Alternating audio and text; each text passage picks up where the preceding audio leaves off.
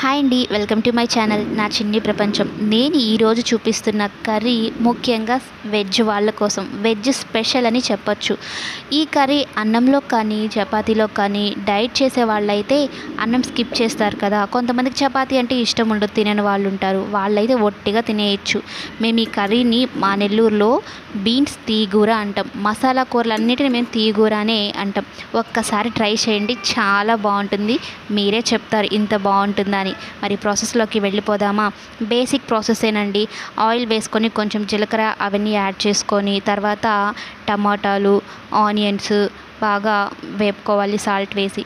కాస్తంత అల్లము, వెల్లుల్లి, కొంచెం ఒక చిన్న మిరపకాయ వేసి దంచుకొని ఆ పేస్ట్ని కూడా ఈ టమాటాలు ఆనియన్స్లోకి వేసుకొని చేసుకోవాలి. ఆ తర్వాత మనం స్టీమ్ చేసుకున్న క్యారెట్లు అలాగే బీన్స్ని వేసి కొంచెం సేపు ఉడకనివ్వాలి, అంటే కుక్ చేసుకోవాలి. ఒక 2 నిమిషాల వరకు కుక్ చేసుకుంటే సరిపోతుంది. ఆ తర్వాత పసుపు, కొంచెం కారం, ఉప్పు వేసి బాగా కొంచెం సేపు ఫ్రై చేసి ఆ తర్వాత మూత పెట్టేసి ఇంకొంచెం సేపు, అంటే ఒక 2 to 3 మినిట్స్ మనం మరలా కుక్ చేసుకుంటే సరిపోతుంది. అలాగే ఒకసారి సాల్ట్ సరిపోయిందా లేదా అనేది, ముక్కలకు పట్టిందా లేదా అని చూసుకొని కొంచెం సాల్ట్ అనేది యాడ్ చేసుకోవాలి.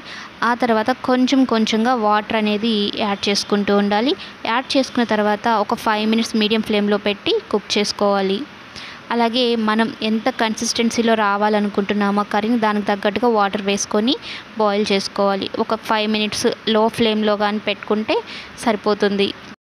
తర్వాత ఒక్కొక్కటిగా మనం మసాలాలు యాడ్ చేసుకోవాలి. ఎక్కువ మసాలాలు ఏం పట్టవు. చాట్ మసాలా, గరం మసాలా పౌడరు, కొంచెం ధనియాల పౌడర్ వేసుకుంటే సరిపోతుంది. కొంచెం బాగా మిక్స్ చేసేసి లో ఫ్లేమ్లోనే ఒక 2 మినిట్స్ కానీ 3 మినిట్స్ కానీ కుక్ చేసుకొని లిడ్ పెట్టేసుకుంటే సరిపోతుంది. ఇది అన్నంలో కానీ చపాతీలో కానీ డైట్ చేసేవాళ్ళు కానీ ఉట్టి కూరే తినేసేయచ్చు, అంత బాగుంటుంది. ఒక్కసారి ట్రై చేసి ఎలా వచ్చిందో కామెంట్ చేయండి. అలాగే మా వీడియోస్ కనుక మీకు నచ్చినట్లయితే లైక్ చేయండి, షేర్ చేయండి. మరిన్ని వీడియోస్ కోసం ప్లీజ్ సపోర్ట్ చేయండి. Thanks for watching.